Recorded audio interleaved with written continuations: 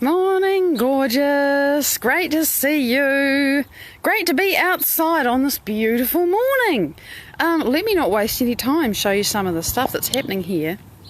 We'll start with the garden, but there are other things. Oh dear, there's things growing in the lawn I have to pull out, but I'm not going to do it now. So here we have beautiful, fresh dahlia flowers. And the sun's hitting them rather hard. Good morning, Linda. But all the same, they're beautiful. And you can see that we had some lovely rain. Came over just when I woke up earlier this morning. And now it's gone and there's sunshine.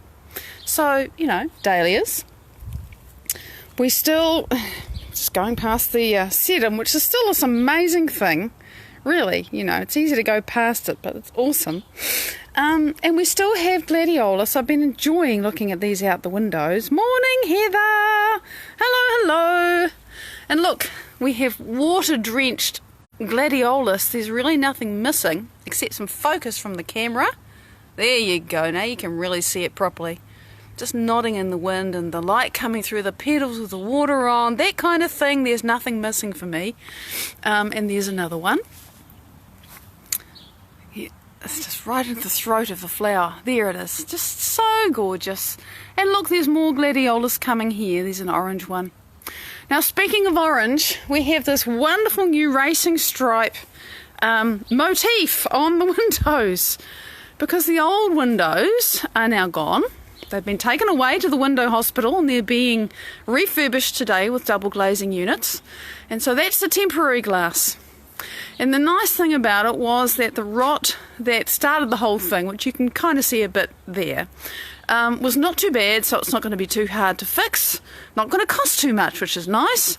And so tomorrow the new windows arrive, get reinstalled. And so that's the front of the house, and that's our flashy racing stripe orange windows. Now, what else have we got? We have, see this? Christmas lily is finished. Just about done. Still beautiful, but you can see it's getting old. And here is a brand new one. And look at how the pollen is just dropped on the bottom of the flower there. And there's more here, although, this one's kind of buried in the creeper that makes the edge of the bed. And there's something else fantastic happening here. So, and look, I've got to cut the tops off these daisies. I've nearly finished, and I don't really want them to run to seed because, as you can imagine, if all of that runs to seed, there'll be millions of them. So, that is the damp garden ramble. It's a beautiful morning out here. It's cool, but it's not cold. It's not hot. It's just perfect. My favourite kind of temperature and everything, and it's calm and just lovely. So, I'm very grateful to have got through the first phase of the double glazing. It was a lot of work to get ready for it, kind of in a hurry, but we made it. So, what I want to talk about today came from a question that somebody asked, and it's very, I don't even know how I got there. Oh, I do vaguely. I was sharing a post into a group, and for whatever reason, I scrolled a little bit, and I don't do that, but I saw a post, and I actually wrote the words down, then I left them inside. But the core of the post was, don't let the shit that happens to you turn you into somebody who's bitter or twisted or angry or, whatever. Stay soft were the first two words, And it's a lovely post. And underneath that post, somebody wrote, how? And I looked at that and I thought, well, actually, that's a damn good question, so why don't we talk about that in the live? Because crappy stuff happens. It does.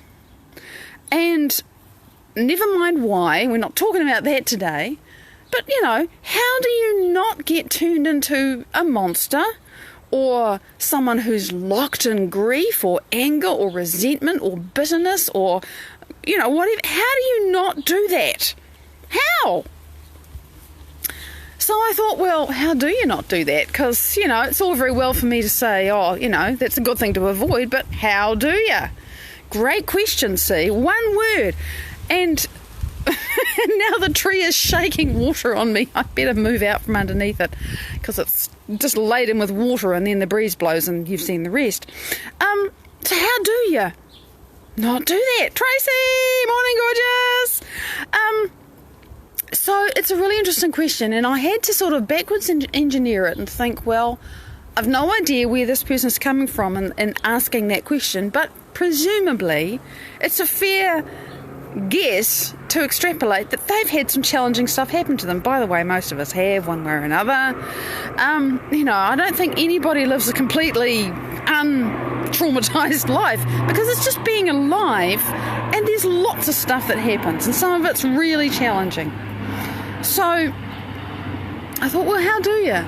You're trundling along in your life and living whatever's normal to you, and then for whatever reason, something that is very painful happens. Again, it's really interesting having to be so general. And then I think, well, in terms of neuroscience, in terms of what I'm thinking about, what we fire and wire, what we think about and what we focus on, becomes permanent in the brain, and it becomes who we are because of the chemistry that pours. How does this work, and how do you not do it, right? And so something awful has happened, and you have an emotional response. That is normal, by the way. That is normal to go, oh my God, that hurts. I need to grieve. I'm angry. I lost something. I'm sick. Oh my God, I'm scared. Whatever. Something happens. The first thing that comes to mind is to remember that when we have our initial response to something that's happened, whatever the magnitude of it, if you have an emotional response to it, something fires and wires in your brain, and there's chemistry that happens as a result, and you experience that chemistry as emotion. That's how it works. Cause and effect at a physical, neurological level. That chemistry, and therefore that emotion, only lasts for 90 to 120 seconds. 1.5 to 2 minutes. That's all you get to feel that way. Which is like, but hang on a minute. Somebody I know just died, and you're telling me I've only got 90 seconds to have the feelings that I have about it? No. The point I'm making is that, I'm going to try and get this right. The point I'm making is that at a physical level, that's just a fact. Oh, I'm glad I'm speaking to your life, Linda. Bless you, because, you're totally recreating yourself. And when the shit blows up, you know that no matter how challenging it is, it's because you're moving through it, because you're not who you used to be and you're responding differently. So 90 to 120 seconds, technically speaking, is all you got. After that, if the feeling persists, somehow or other, I'm doing it. You and I are doing it. Now, how does that happen? Well, we talked a bit about that yesterday. Fear by association, Tracy. Or sorrow, but it was you who said that, you see. Quoting you back to you because it's such good words. Lisa Louise, morning! Fear by association, grief by association, sorrow, anger, bitterness, resentment, depression by association. What do I mean by that? Let's say you've been married to someone like my mother was for 49 years, and then they die. Which is what happened, it's a fairly realistic scenario. It happens. And what I observed, and it took you 3 years to really move through that, by the way, and I did most of the conversation and listening, which was a journey. But what I noticed was that she would be walking through her life, after the initial shock, however long that takes. You're walking through your life and you've kind of found some equilibrium, and then something in your environment reminds you that something's changed because, for example, the last time you were there with that person, and now they're not there anymore. And so your landscape, your exterior environment's changed, and your interior environment has to change to catch up with it. Hope this is making sense. There's a trigger out there, and you think, oh my God, the world has changed. That person's not there now. And then the grief comes again, right? Now, remember, you've got 90 to 120 seconds to actually physically feel that and let it flow through you if you process it properly. If you don't, or if more neural networks fire up, which is normal, by the way, it's like, oh my God, we're here at the supermarket, and I used to do this with my husband, and now I don't. And oh, we don't go to the bank together anymore, and we don't go to the beach together anymore. So you see, the brain finds more things, right? So that's a very normal way for the brain to work, and that it does things by associations. That's what I mean, grief by association, and how we can get into these kind of snowballing states of being and everything about that, whatever it is that's going. And I'll respond to your lovely comment later, Linda, because I know you know that I'm on a roll here. I'll lose my thought otherwise. So we respond, and the brain goes round and round and round, and then it grows on us, right? And if you keep letting that happen, something happens, and if you keep letting that be, if you keep letting those thoughts spiral, you keep letting the chemistry pour, your life is fine, right? And then something traumatic or tragic happens, and you keep letting this go without resetting yourself back to equilibrium, which can be very difficult, okay? I'm talking theoretically to try and explain the concept. Then that's going to become, over time, if you don't realise it and make changes and find ways to reset your equilibrium back to homeostasis, which is, normal, neutral, not having an emotional reaction, it actually becomes normal for you to feel like that. It becomes your mood. And if you keep going with that low mood or that angry mood or whatever it is, and I'm quoting Joe Dispenza here, those of you who understand or are learning his model will recognise this. For a few days or a week, you're in a bad mood. But if you keep that going, it becomes more entrenched in your brain. And it becomes a temperament over months, even a year. And if you keep that going over years, it becomes who you are. I am this way because my husband died 3 years ago and I haven't been able to move on emotionally since. Now, that's not a criticism or an implied criticism. It's just the fact. That's what happens. And the reason why we can't move on emotionally from something really traumatic is all this, I've burbled about this before. If it's really traumatic, your brain can get stuck in that moment because there's such an immense amount of emotional information that the brain pays enormous attention to whatever it was that was going on. All the information, what is it, 200,000 pieces of information in a second, or, some enormous number with lots of zeros on it. We only get a small proportion, but the brain records it all because it's so emotionally charged. And if it's bad, all the brain's interested in is saying, that was bad, I got to look out for that so I can try to avoid it next time. And that's where the hypervigilance of PTSD comes in. At a slightly lower level, that's where anxiety comes in. It's the same process. It's just perhaps not quite as extreme. Still can be totally crippling. Any persistent state of being, of consistently going on, means that there's these loops going on in your brain, that neural network about how sad you are, or how angry you are, or how betrayed you've been, or how much it's right that you are bitter. Because, that was such an awful thing they did to me. It was 5 years ago. Are you still wanting to let that dictate who you are? And this is where the choice comes in. Yeah, the way we are is not the way we are, it's the way we think we are, Tracy. You're totally right. And we have the ability to change. We just don't think we do. Because I feel so angry about this, and I've been feeling angry about since I was a child, or since I realised that this awful thing happened to me, not once but many times, and I deserve to feel angry. It's right that I feel angry. I was abused. Yeah, you were. Do you want to stay there or not? It's a huge choice. It's a massive choice, and you can't just lightly say, "Oh yeah, I'm going to stop doing that now." The amplitude of the choice that we make to actually realise, oh my God, I am addicted to my state of being. I don't like the fact that I'm bitter. I don't like the fact that I'm fearful. I don't like the fact that I've been depressed for the last 20 years. But my body is so conditioned to this state of being that it doesn't know how to do anything else. And I've got this job to do now because I've got a huge neural network in my brain about being depressed. I really know, I have memorised, I have mastered being depressed, and my body now will do it for me without me paying any attention whatsoever. I wake up in the morning and it's my normal, it's the way I am, it's how I am, it's normal. No, it's not. But you fired it and wired it and poured the chemistry and kept it going unconsciously because you didn't know there was another option for so long that now your body's doing it without you. It's like, oh my God, I'm looking up at bloody Mount Everest here. You mean I can change that after 40 years? Speaking from experience, yes. Okay, so having explained this is the sort of situation that I think is going on from my present state of ignorance, because I am I don't have a PhD, I just know what is true for me.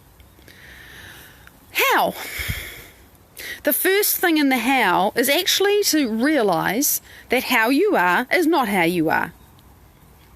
And by the way, speaking again from experience, that can be incredibly hard to do. What do you mean? There's a possibility that I don't have to feel this frustrated and locked in and impossible about ever having anything that I really want, ever feeling free, ever feeling like I can do what I want to do. What do you mean? No, I'm so frustrated. It's so impossible. And that feeling that you get of you've got to be joking, it's the very first time you start realising, if you pay attention, that your addiction is saying to you, no, I don't want to die.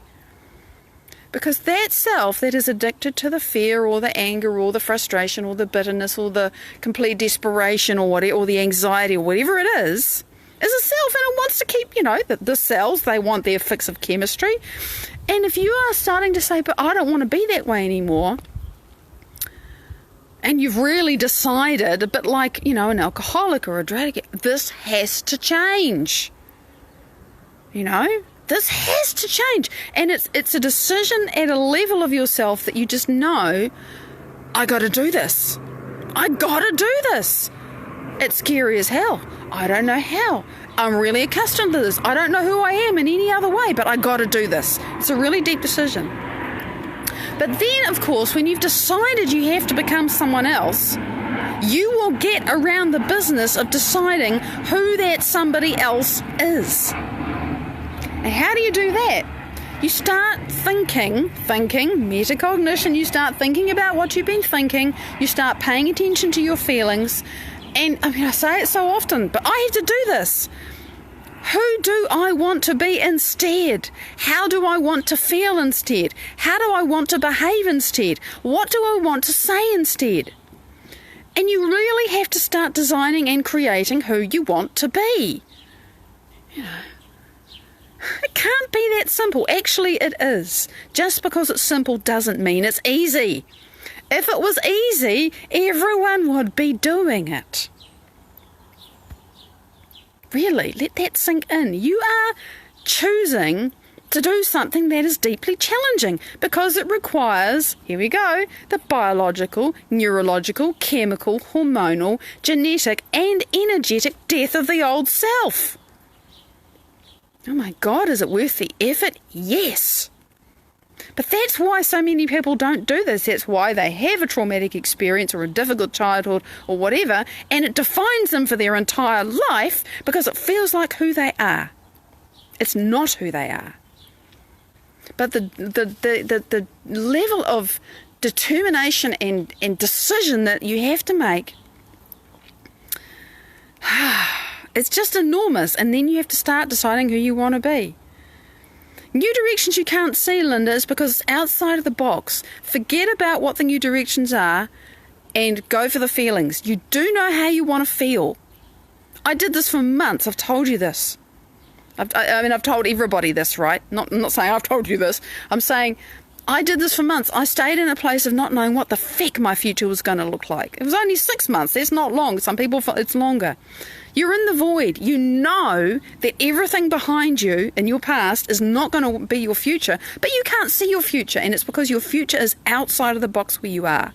Thank you so much for this comment, because, this is the bit that I forgot. That we often don't know. We have no bloody idea who we want to be. But you do know how you want to feel. So start with the feelings. Capture the feelings. Really. How do you want to feel? And that can be like, oh my God, because as soon as you start to think, I want to feel happy. I want to feel free. I want to feel empowered. I want to feel safe to speak my mind, whatever it is.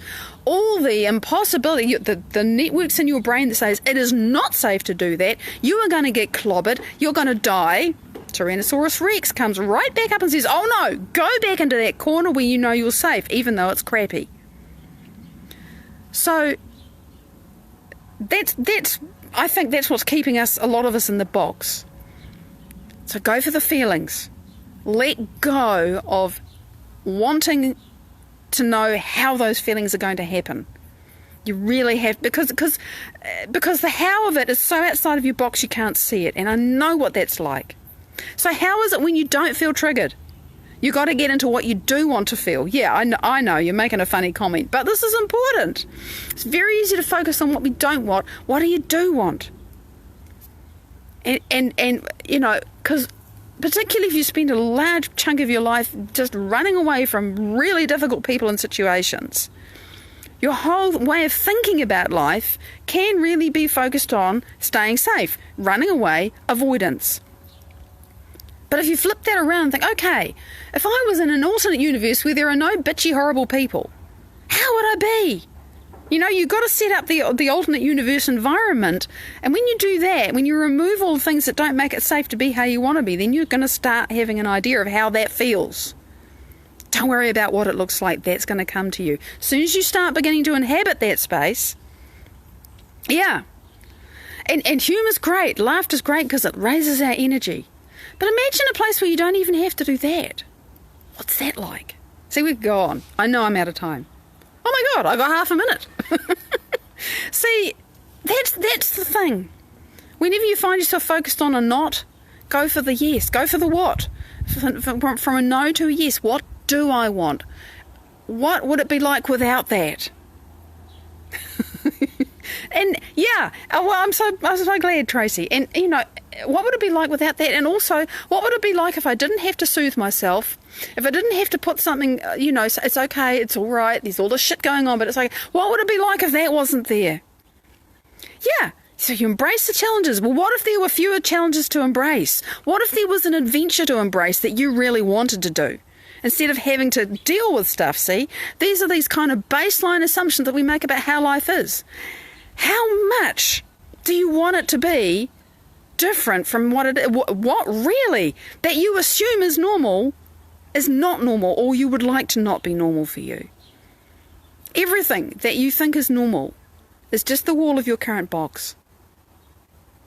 You got to jump into another box. You really do.